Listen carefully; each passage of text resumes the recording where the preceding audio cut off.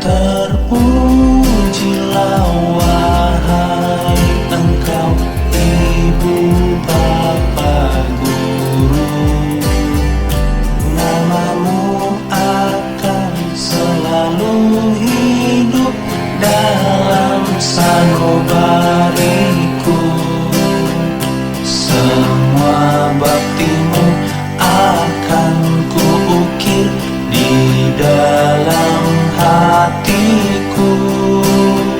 Sebagai prasasti terima kasihku untuk pengabdianmu.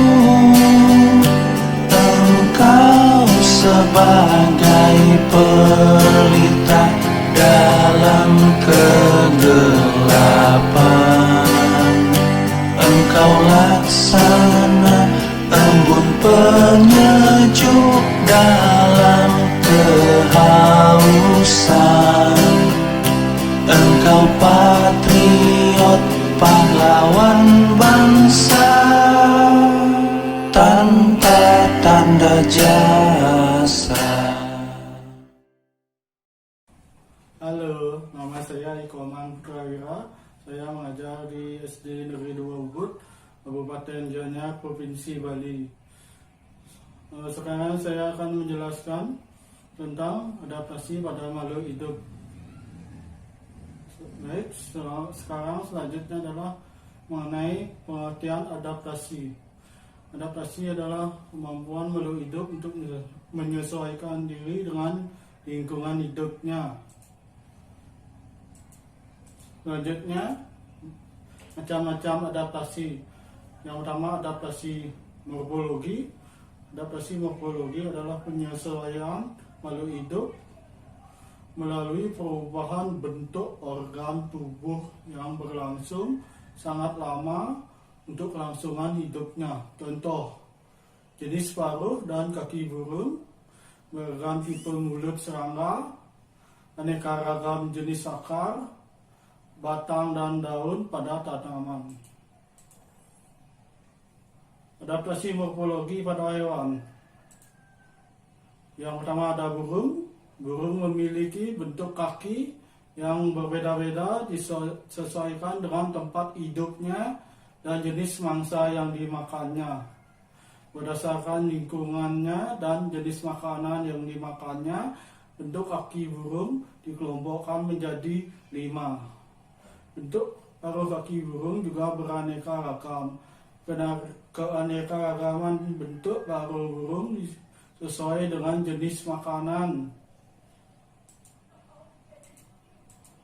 Selanjutnya ada serangga. Untuk memperoleh makanannya, serangga memiliki cara tersendiri.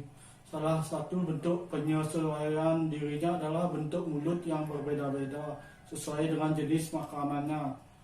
Contohnya misalnya burung penghisap madu mempunyai bentuk paruh yang runcing dan panjang sehingga dapat memudahkannya untuk menghisap madu pada bunganya.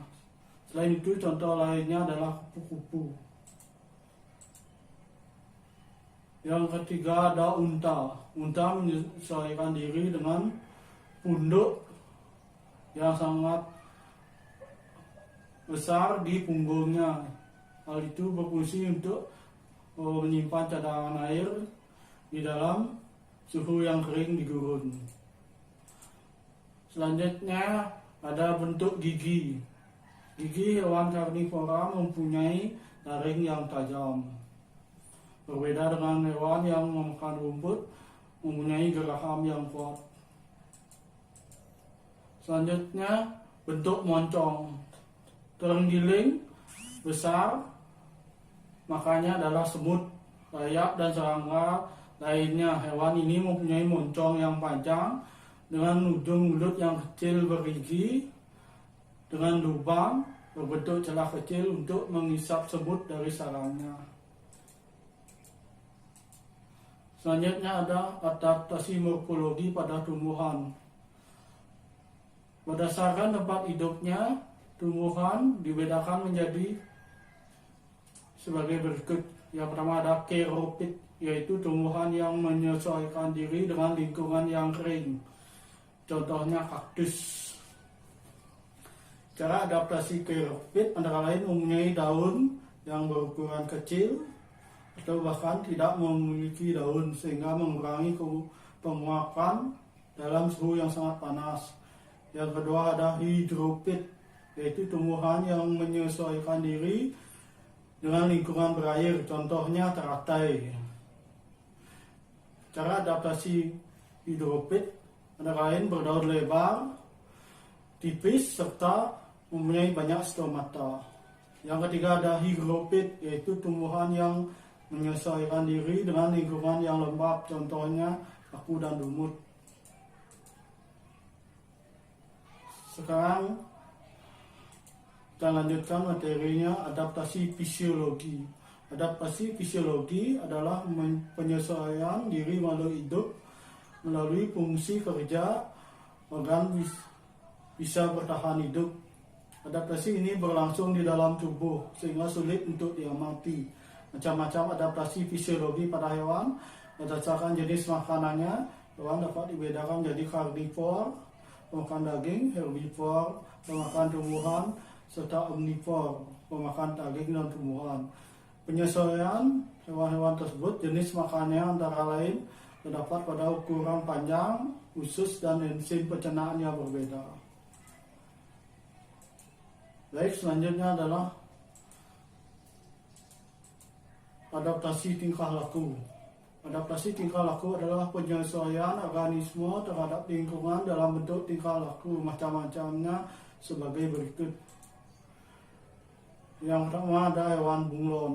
Bunglon menyesuaikan diri dengan perubahan warna diri pada lingkungan. Hal ini dilakukan untuk menghindari kejaran musuhnya.